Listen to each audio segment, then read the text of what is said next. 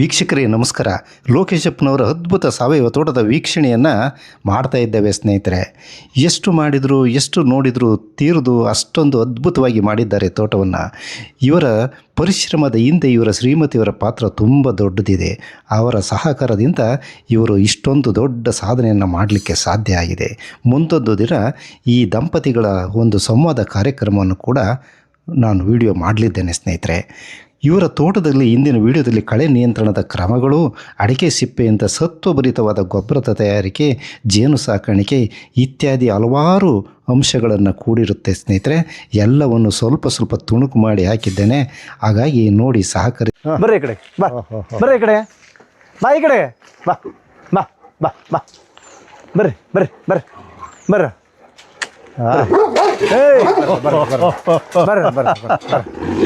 ಏಯ್ ಸುಮ್ಮನೆ ಇವು ಎರಡು ನಾಯಿಗಳು ಸೇಫ್ಟಿಗೋಸ್ಕರ ಸಾಕಿದ್ವಿ ಮನೆ ಹತ್ರ.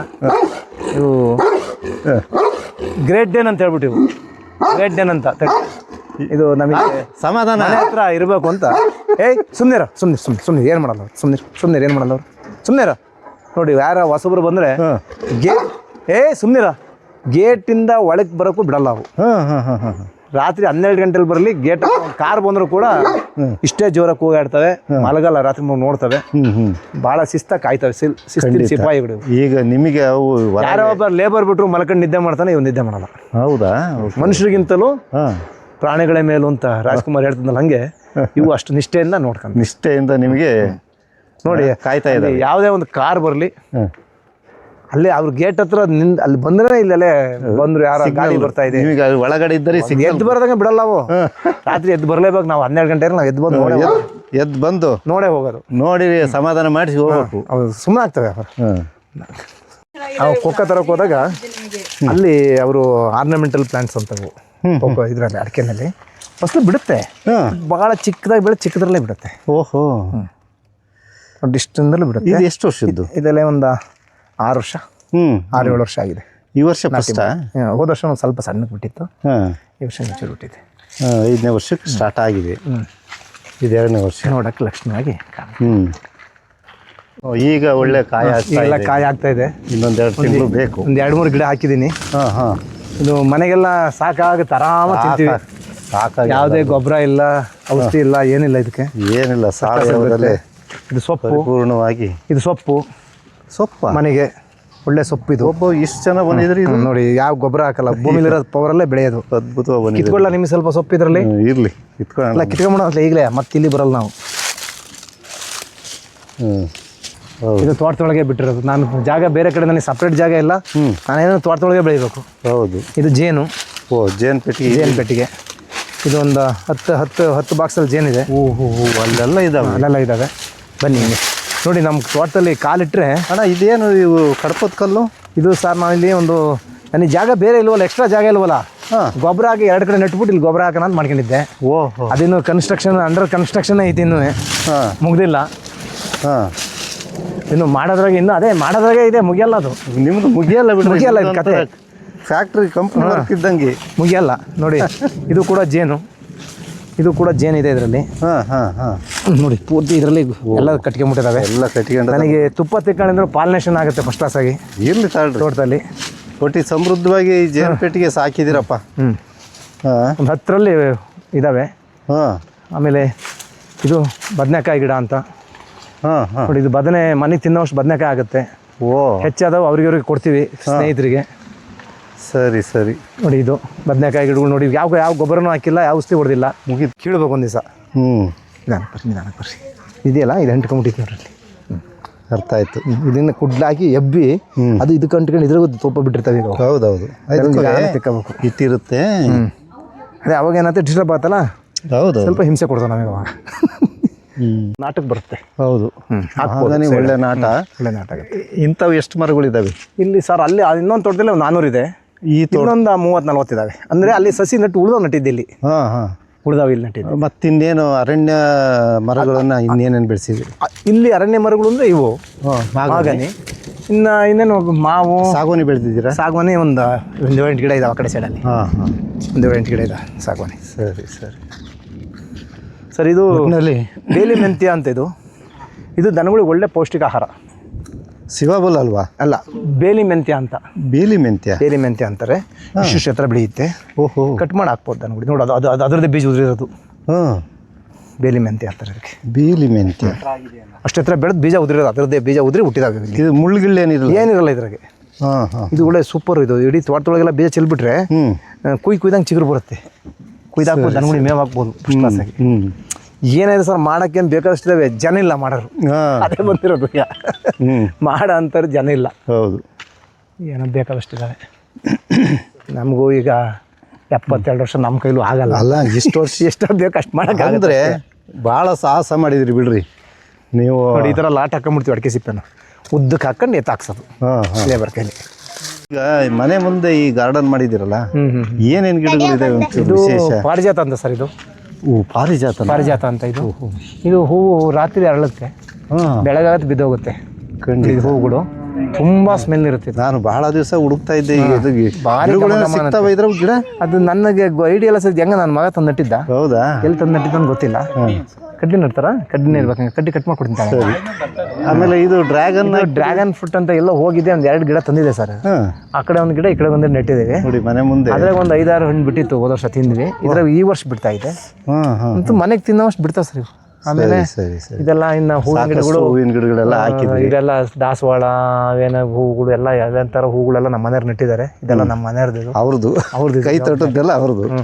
ಇಲ್ಲಿ ನೋಡಿ ಕರಿಬೇವು ಸೊಪ್ಪು. ಇದು ಎಷ್ಟು ಫಸ್ಟ್ ಕ್ಲಾಸ್ ಆಗಿದೆ ಅಂದ್ರೆ, ಇದೆಲ್ಲ ಬೇರೆಲ್ಲೇ ಚಿಗುರ್ಕೊಂಡು ಹೋಗ್ಬಿಡುತ್ತೆ.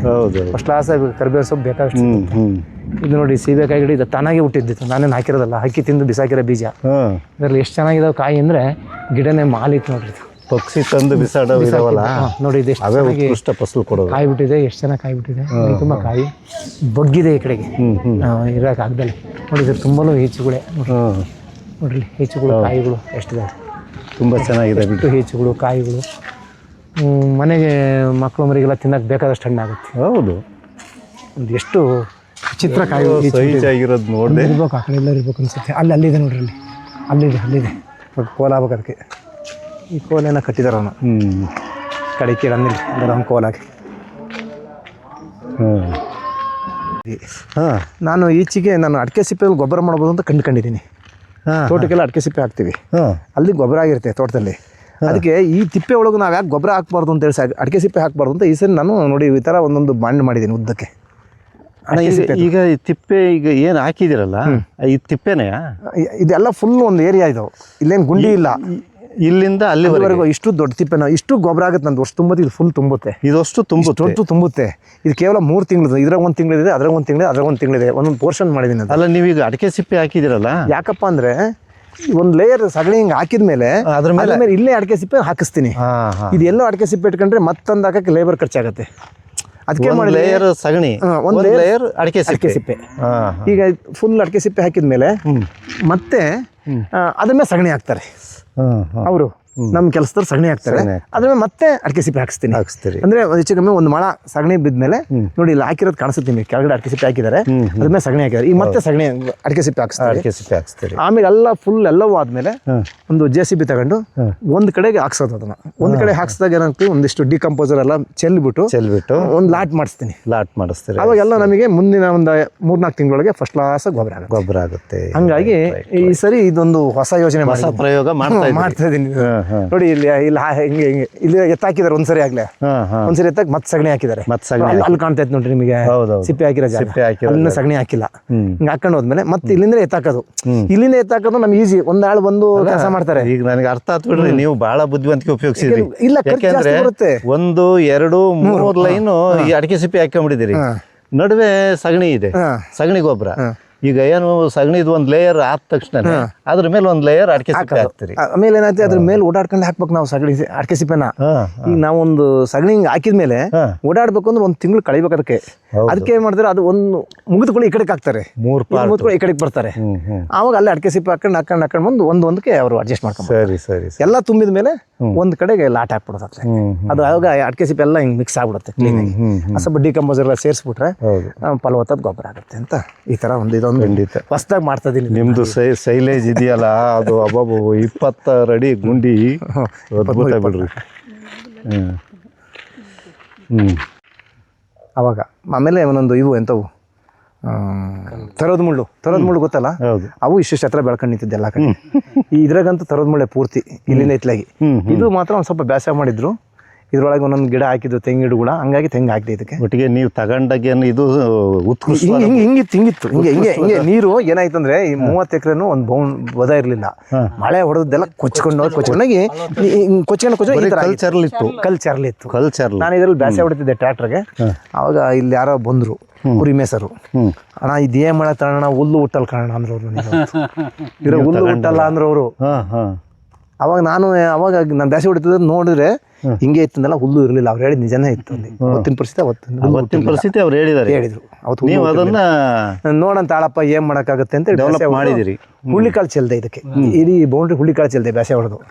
ಟ್ರ್ಯಾಕ್ಟರ್ ನೇಗ್ಲೆಲ್ಲ ಗಿಡ ಕಿತ್ತಿದ್ದು, ಗಿಡ ಬಗ್ಸಕ್ ದುಡ್ಡಿಲ್ಲಲ್ಲ, ನೇಗ್ಲಾಗೆ ಮೋಟೆಲ್ಲ ಕಿತ್ತಿದ್ದು ನಾವು. ಟ್ರ್ಯಾಕ್ಟರ್ ಹೊಡೆಯೋದು ಕೀಳೋದು ಅದನ್ನ. ಆಮೇಲೆ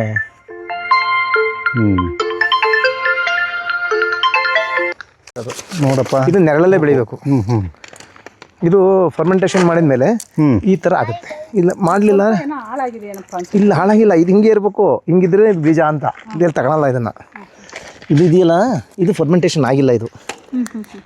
ಇದು ಆಗಿದೆ ನಮ್ದು, ಪರವಾಗಿಲ್ಲ. ಹಿಂಗೆ ಆಗಿದ್ರೆ ಹಿಂಗಂದ್ರೆ ಪೌಡ್ರ್ ಆಗಬೇಕು.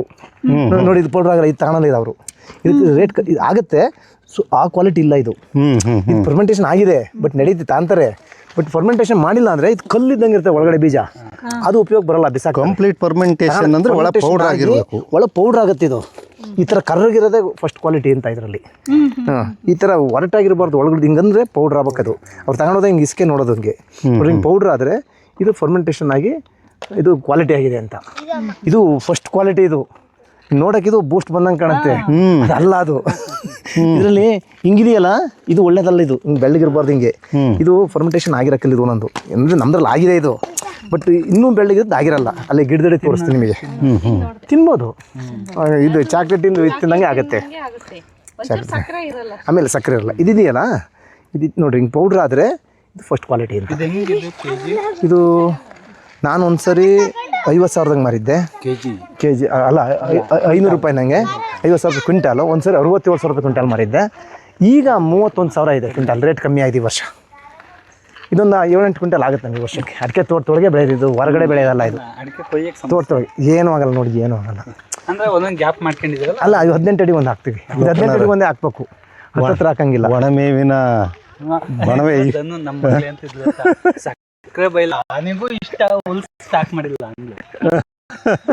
ಅವರು ಇಲ್ದಂಗೆ ಅದು ಕಷ್ಟವಲ್ಲ. ಅವ್ರು ಸತ್ರು ಏನು ಮಾಡಲ್ಲ, ಅವ್ರು ಬಿಡ್ತಾರೆ. ಅಲ್ಲ, ನಿಮ್ಮ ನಾನೀಗ ಮೊದಲು ನಾವೇ ಹೋಗಿ ತರ್ತಿದ್ವಿ. ಈಗ ಅವರಿಗೆ ಕಾಂಟ್ರಾಕ್ಟು, ನಮಗೆ ಆಗ್ತಾ ಇಲ್ಲ. ಅವಾಗ ಸ್ವಲ್ಪ ಅಲ್ಲ ನಾವು ತರ್ತಿದ್ವಿ. ಈಗ ಹೇರಕ್ಕೂ ಜನ ಸಿಕ್ಕಲ್ಲ, ತುಂಬಕ್ಕೂ ಜನ ಸಿಗಲ್ಲ. ನಿಮ್ಮ ಹಸುಗಳ ಸಂಖ್ಯೆಗೆ ಈ ಹುಲ್ಲೇನು ಸಾಕಾಗಲ್ಲ. ಸಾಕಾಗುತ್ತೆ. ವರ್ಷ ಬೇಕು, ವರ್ಷ ತಗೋಬೇಕು, ಪ್ರತಿ ವರ್ಷ ತಗೋಬೇಕು. ಅದೇ 1,000 ಬೇಕು ಪ್ರತಿ ವರ್ಷ. ನಾವು ಮುಂಚೆ ಎಲ್ಲ ಇಲ್ಲಿ ಒಟ್ತಿದ್ವಿ, ಬಡವೆ ಒಟ್ತಿದ್ವು. ಅದ ನಾನು ಹುಟ್ಟಬೇಕಾದ್ರೆ ಏನೂ ಆಗ್ತಿರ್ಲಿಲ್ಲ. ಬೇರೆ ಲೇಬರ್ ಕೆಲ ಒಟ್ಟಿಸಿದ್ರೆ ನೀರು ಓತ್ ಹೊಡಿಕಲ್ಲ. ಇದು ತಲೆ ಬಿಸಿ ಆಗುತ್ತಲ್ಲ ಅಂತ ಹೊತ್ಲಿ ಶೆಡ್ ಮಾಡಿ ಹೊರವರೆ ಇಟ್ಬಿಡ್ತೀವಿ. ಅವ್ರು ಹೊತ್ಕೊಂಡವ್ರು ಹೊರವರೆ ಹೊತ್ಕೊಂಡು ಹೋಗ್ತಾರಲ್ಲ ಲೇಬರ್. ಈಗ ಇದು ಇಷ್ಟೇ ಅಲ್ಲ ನೋಡಿ, ಅಲ್ಲಿ ತುಂಬಿಸಿದ್ದೆ, ಅದು ಖಾಲಿ ಆಗೈತಿ ಈಗ.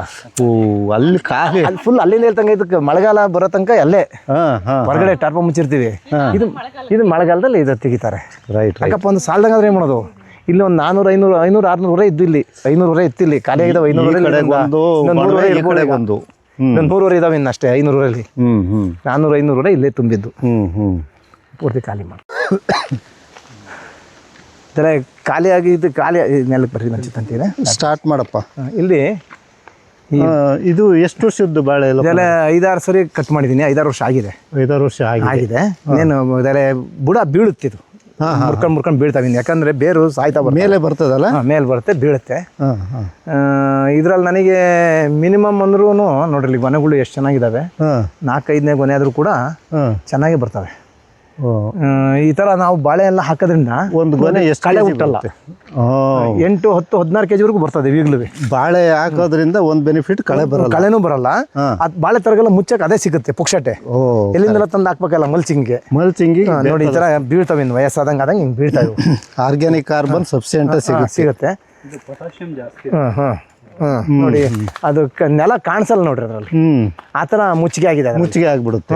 ಈ ಬಾಳೆಹಣ್ಣು ಕೂಡ ಗೊನೆಗಳು ಕೂಡ ಸಿಗ್ತವೆ.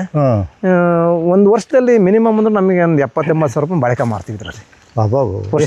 ಒಂದು ಎಕರೆಲಿ 70-80 ಸಾವಿರ ಬಾಳೆಕಾಯಿ ಮಾರ್ತೀವಿ. ನಿಮಗೆ ಅದು ಖರ್ಚಿಗೆ ದುಡ್ಡು ಆಗುತ್ತೆ, ಏನೇ ಕೆಲಸ ಮಾಡ್ಸೋಕ್ಕೆ ಖರ್ಚಿಗೆ ದುಡ್ಡು ಆಗುತ್ತೆ. ತೋಟಕ್ಕೂ ಒಳ್ಳೇದಲ್ಲ. ತೋಟಕ್ಕೂ ನೆಳದಿದ್ರೆ ಕಳೆ ಹುಟ್ಟಲ್ಲ. ನೋಡಿ ಅದೊಂದು ಗೊನೆ ಎಷ್ಟು ದೊಡ್ಡ ಗೊನೆ ಮುರ್ಕೊಂಡಿದ್ದಾನೆ, ಎಷ್ಟು ದೊಡ್ಡ ಗೊನೆ ಇಲ್ಲಿ ಕಾಣುತ್ತಾ? ಕಾಯಿಗೆ ಎಳಕೆ ಇದೆ, ಕೆಳಗಡೆ ಬಿದ್ದಿದೆ. ಯಾಕೆ ಇದೆ ಕೆಳಗೆ ಬಿದ್ದಿರೋದು ಇದಾವೆ. ಇದ್ರಾಗೆಲ್ಲ ಭಾರ ಆಗಿ ಗಾಳಿ ಮುರ್ಕೊಂಡು ಬೀಳ್ತವೆ. ಯಾವುದೇ ನಾವು ಕೋಲ್ ಕೊಟ್ಟಿಲ್ಲ ನೋಡ್ರಿ ಅವತ್ತಿಂದ ಇವತ್ತಿನವರೆಗೂ. ಯಾವ ಗುಜ್ಜು ಕೊಟ್ಟಿಲ್ಲ. ಅದು ಕೂಡ ಎಲ್ಲ ಬದುಗಳಿಗೂ ಒಂದು ಲೋಕಣ್ಣರೇ, ಈ ಮಣ್ಣು ಏನೋ ಒಂದು ರೀತಿ ಬಹಳ ಅಡಿಕೆ ಸಿಪ್ಪೆ ಎಲ್ಲ ಹಾಕೋದ್ರಿಂದ ಫಲವತ್ತಾಗಿ ಕಾಣ್ತಾ ಇದೆ. ಹೌದು, ಅಡಿಕೆ ಸಿಪ್ಪೆ, ಮಣ್ಣಿನ ಕಲರ್, ಗೊಬ್ಬರಗಳು, ಆಮೇಲೆ ಈ ಸೊಪ್ಪು ಶೆದೆ ಅಲ್ಲೇ ಕೊಳೆಯೋದು ಅದು ಕಾರಣ. ನೋಡಿ ಈ ಗೊನೆ ನೋಡಿ ಎಷ್ಟು ಚೆನ್ನಾಗಿದೆ. ಇದು 15 kg ಬರುತ್ತೆ ಬಲ್ತ್ರಿ. ಯಾವ ಮುರ್ಕಂತಿದ್ದ ಗೊತ್ತಿಲ್ಲ ಗಾಳಿ ಮಳೆಗೆ. ಇನ್ನು ಎಳೆಗೊನೆ 1, 2, 3 ಗೊನೆ ಸಿಗ್ತಾವ ಸರಿ ಒಂದೇ ಬುಡದಾಗೆ. ಒಂದೇ ಬುಡದಲ್ಲಿ ಸಿಗ್ತಾವ. ಹೌದು, ಇದನ್ನೆಲ್ಲ ಜಿಗ್ಜಾಗಲ್ಲಿ ಹಾಕಿದ್ದೀನಿ. ಎಲ್ಲ ಒಂದೇ ಕಡೆ ಹಾಕಿದ್ರೆ ನೆರಳಾಗುತ್ತೆ ಅಂತೇಳಿ 18 ಅಡಿ ಹಾಕಿದ್ರೆ ಕಮ್ಮಿ ಪಾಪ್ಯುಲೇಷನ್ ಆಗ್ತವೆ. ಜಿಗ್ಜಾಗಲ್ಲಿ ಹಾಕಿದ್ರೆ ಜಾಸ್ತಿ ಬರ್ತವೆ. ಹಂಗಾಗಿ ಜಿಗ್ಜಾಗಲ್ಲಿ ಹಾಕಿದ್ದೀನಿ. ಸರಿ. ಎಲ್ಲ ಕಡೆನೂ ಕತ್ಲೆ ಆಗಿರುತ್ತೆ. ಇಲ್ಲೂ ಜಾಯ್ಕಾಯಿ ಹಾಕಿದಿರಿ? ಇದು ಎಲ್ಲ ಫುಲ್ ಒಂದು 300 ಗಿಡ ಹಾಕಿದ್ದೀನಿ. ಓಹೋ, ಆ ಥರ ಲಾಭ ಬಂದಾಗ ಯಾಕೆ ಹಾಕ್ಬಾರ್ದು? ಎಲ್ಲ ಕಡೆ ಇದ್ದಾವೆ. ಕೊಕ್ಕನೂ ಇದೆ, ಹಾಕ್ಬೋದು. ಹುಡುಕ್ತಾ ಇದೆ. ಬರ್ಬೋದು. ತುಂಬ ಅದ್ಭುತವಾಗಿ ತೋಟ ಮಾಡಿದಿರಿ ಲೋಕಣ್ಣರ. ನೋಡಿ ಹುಲ್ಲುಗಳಿಗೆಲ್ಲ ಹುಲ್ಲು ಹಾಕಿದ್ದು ದನಗಳಿಗೆ ಹುಲ್ಲಾಯ್ತು. ಇದು ಮಾಗನೆ ಅಂತ. ಈಗ ಅಲ್ಲಿವರೆಗೆ ಇದೆ ನಿಮ್ಮದು. ನಾವು ಈ ಕಡೆ ಬಂದ್ಬಿಟ್ಟಲ್ವಾ, ಆ ಕಡೆ ಹೋಗ್ಬೇಕಾಯ್ತು. ಇರಲಿ ಬರ್ರಿ. ನೋಡಿ ಇದು ಅಲ್ಲಿವರೆಗೂ ಇದೆ, ಹುಲ್ಲು ಹಂಗೆ ಬೆಳೆದಿದೆ ಉದ್ದಕ್ಕೂ. ಆ ಕಡೆಗೆ ಏನಾರು ಇದೆಯಾ ನೋಡೋದು? ಅಲ್ಲಿ ಸ್ವಲ್ಪ ನಿಮಗೆ ಹಳಸಿ ಮರ್ತವ ಮರದ ಬಡ್ಡೆಯಲ್ಲಿ ಬೆಳೆದ್ರು ಕೂಡ ಅಡಿಕೆ ಮರಗಳು ಹೆಂಗೆ ಫಸಲು ಬಿಡ್ತೇವೆ, ಏನಾಗಿದೆ ಸಾಲೆ ಅಂತೆಲ್ಲ ಕಡ್ದು ಹಾಕ್ತಾರಲ್ಲ, ಮರ ಬೆಳೆಸಿರಿ ಏನು ತಪ್ಪೇನಾಗುತ್ತೆ ಅಂತ ಒಂದು ಉದಾಹರಣೆ. ಹೌದೌದು. ಆ ತೋಟದಲ್ಲಿ ಇನ್ನೂ ಚೆನ್ನಾಗಿದೆ. ಅಲ್ಲಿ ನಿಮ್ದು ತೋಟದಲ್ಲಿ ಅಲ್ಲಿಗೊಂದು ದಿವಸ ಅಂತಾಳ್ರಿ. ನೋಡಿ ಆ ಬಾಳೆಗೊನೆ ಯಾವ ಏನೂ ಕೊಟ್ಟಿಲ್ಲ. ಬಾಳೆಗೊನೆ ನೋಡ್ರಿ ಹೆಂಗೆ ಬಾಗಿದೆ. ಅದೊಂದು 15 kg 16 kgನೇ ಬರುತ್ತೆ. ಹೋಗ್ರಿ ಅಲ್ಲಿ ಬೇಕಾದ್ರೆ ತಿಕ್ಕಂಬ ಮಾಡ್ಕೊಂಡು 10 ರೂಪಾಯಿ ಹೋಗಿ ತಗೊಂಬರಪ್ಪದ. ನೋಡಿ ಇವೆಲ್ಲ ಬಾಳೆ ಹಾಕೋದ್ರಿಂದ ಕಳೆ ನೋಡಿ ಅಡಿಕೆ ಸಿಪ್ಪೆ ಹಾಕಿದ್ದೀವಿ. ಇದಕ್ಕೂ ಕಳೆ ತೆಳ್ಳಗೆ ಅಲ್ಲೊಂದು ಇಲ್ಲೊಂದು ಹುಟ್ಟುತ್ತೆ. ಎಲ್ಲ ಬಿಡ್ರಿ. ನಮ್ಮಲ್ಲಿ ಏನಂತಾರೆ ನೋಡಿ, ಇದು 15 kg ಮೇಲ್ ಬರುತ್ತೆ ಇದು ಬಾಳೆಗೊನೆ. ಈಗ ನಮ್ಮಲ್ಲಿ ಕೆಲವ್ರು ಏನಂತಾರೆ ಕಳೆ ಹುಟ್ಟಕ್ಕೆ ಬಿಡ್ಬೇಕು, ಅದ್ರಾಗ ಗೊಬ್ಬರ ಆಗುತ್ತೆ ಅಂತಾರೆ. ನನಗೆ ಹಿಡಿಸಲ್ಲ ಅದು. ಕಳೆ ಹುಟ್ಟಕ್ಕೆ ಬಿಡೋದ್ರೊಳಗೆ ಹಿಂಗೆ ಬಾಳೆ ಬೆಳೆಯೋಣಕ್ಕೆ ದುಡ್ಡು ಬರುತ್ತಲ್ಲ, ಸೊಪ್ಪು ಬರುತ್ತೆ, ದುಡ್ಡು ಬರುತ್ತೆ. ಈಗ ಕಳೆ ಬದಲು ಬೆಳೆ ಬೆಳೆದ್ರ ಬೆಳೆ ಬೆಳೆಯೋಣ. ಕೊಕ್ಕೋ ಹಾಕೋಣ. ನೋಡ್ರಿ ಕೊಕ್ಕೋ ಹಾಕಿದ್ದೀನಿ. ಈಗ ಇದಕ್ಕೆಲ್ಲ ಹಾಕಿದ್ದೀನಿ ಫುಲ್ ಇದರಲ್ಲಿ. ಈ ವರ್ಷ ಹಾಕಿರೋದು ಇದು. ಈಗ ಇವೆಲ್ಲ ಬೆಳೆದ್ರೆ ಸೊಪ್ಪು ಬೀಳುತ್ತೆ. ಈ ಬಾಳೆ ಕಡ್ದು ಹಾಕಿದ್ರೆ ಅದು ಗೊಬ್ಬರ ಆಗುತ್ತೆ. ಸೊಪ್ಪೆಲ್ಲ ಕಡ್ದು ಹಾಕಿರಾತು. ಆ ಕಳೆ ಬೆಳೆಸ್ಬಿಟ್ಟು ಅದನ್ನು ಒಣಗಿಸಿ ಅದರಲ್ಲಿ ಗೊಬ್ಬರ ಆಗುತ್ತೆ ಅಂತ ಕೆಲವರು ಅಭಿಪ್ರಾಯ ಇದೆ. ನನ್ನ ಅಭಿಪ್ರಾಯದಲ್ಲಿ ಯಾಕೆ ಅದು ಬೇಡ, ಕಳೆ ಬೆಳೆಸೋದ್ರ ಬದಲು ಬೆಳೆ ಬೆಳೆಸೋಣ ಅಂತ ನನ್ನ ಆಸೆ. ಸರಿ. ಅದೇ ಈಗ ಅವರು ಕಳೆ ಜಾಸ್ತಿ ಆದಷ್ಟು ಫಲವತ್ತಾಗುತ್ತೆ ಅಂತ. ಫಲವತ್ತಾಗುತ್ತೆ ಒಪ್ಕೊಂತೀನಿ. ಈಗ ಬೆಳೆ ಬೆಳೆದ್ರೆ ಫಲವತ್ತಾಗಲ್ವಾ ಅಂತ ನಂದು ವಾದ.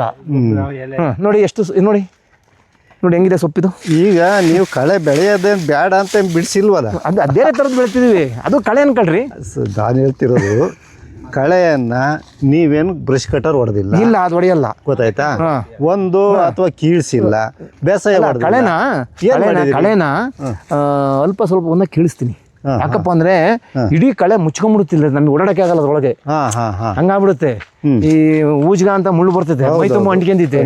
ಅಂತದೆಲ್ಲ ಬೆಳೆಸೋದ್ರ ಬದಲಿಗೆ ಕೋಕೋ ಗಿಡ ಹಾಕೋದು, ಬಾಳೆ ಹಾಕೋದು, ನುಗ್ಗೆ ಗಿಡ ಹಾಕೋದು, ಇಂಥವೆಲ್ಲ ಬೆಳೆದಾಗ ಏನಾಗುತ್ತೆ ನಮಗೆ ಇದಾಗತ್ತಲ್ಲ, ಪ್ಲಸ್ ಆಯ್ತು. ದುಡ್ಡು ಎಕರೆಗೆ ಒಂದು 50-60 ಸಾವಿರ ಬರುತ್ತೆ.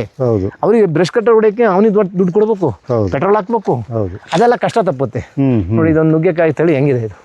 ಇದು 10-15 ವರ್ಷ ಗಿಡ ಒಣಗೋಂಗಾದ್ರೂ ಗಿಡ ಎಷ್ಟು ಉದ್ದ ಕಾಯಿ ಬಿಡ್ತಾರೆ ನೋಡ್ರಿ. ಅಷ್ಟು ಉದ್ದ ಕಾಯಿ ನೋಡ್ರಿ, ಎಷ್ಟು ಉದ್ದ ಇದೆ ಕಾಯಿ.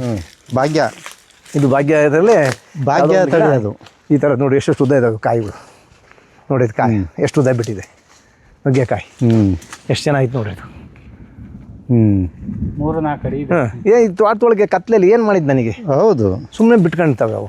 ಅವಕ್ಕೆ ಯಾವ ಗೊಬ್ಬರ ಕೊಡೋಂಗಿಲ್ಲ. ಒಟ್ಟಿಗೆ ಇಂಟರ್ ಕ್ರಾಪ್ ಇರ್ಬೇಕು ತೋಟದೊಳಗೆ, ನಮಗೆ ಖಾಲಿ ಇರಬಾರ್ದು.